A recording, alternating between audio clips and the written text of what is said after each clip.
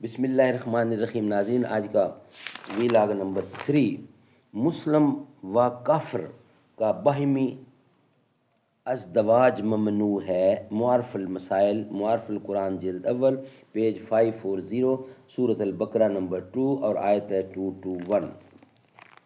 ناظرین، اس کتاب کے رائٹر ہیں مفتی اعظم پاکستان حضرت مولانا مفتی محمد شفیع صاحب عثمانی رحمۃ اللہ علیہ. سورۃ الفاتح سے لے کر سورۃ البقرہ پارہ اول تا پارہ تیسرا، رکوع 8واں، معارف القرآن جلد اول. بسم اللہ الرحمن الرحیم. الحمد للہ وکفا وسلام علی عبادہ الذین اصطفی. قال النبی صلی اللہ علیہ وسلم خیرکم من تعلم القرآن وعلمہ.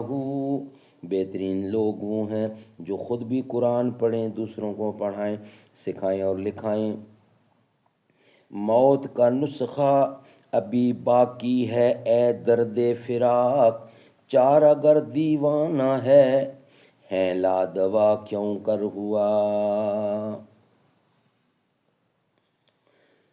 موت کا نسخہ ابھی باقی ہے اے درد فراق، چارہ گر دیوانہ ہے میں لا دوا کیوں کر ہوا.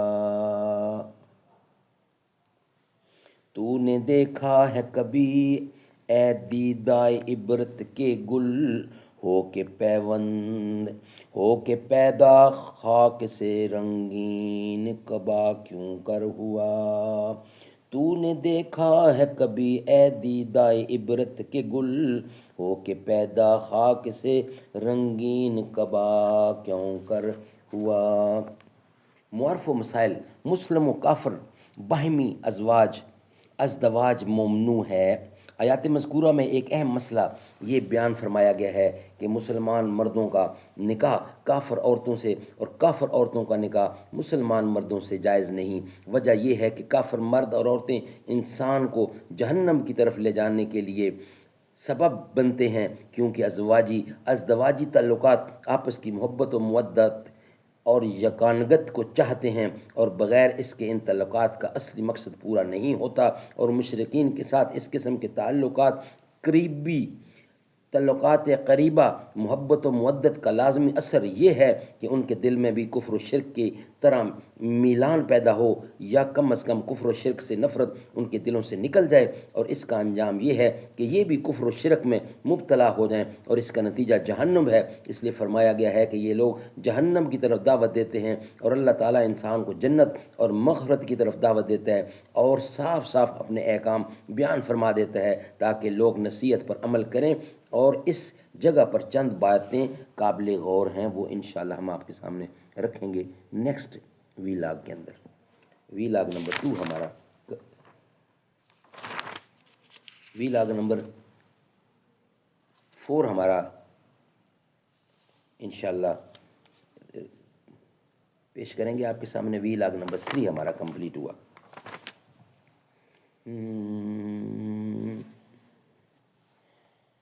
جس نے گلی گلی میں اسلام ہے پھیلایا، محشر میں جھانکی گلیوں دربار رب میں کہنا.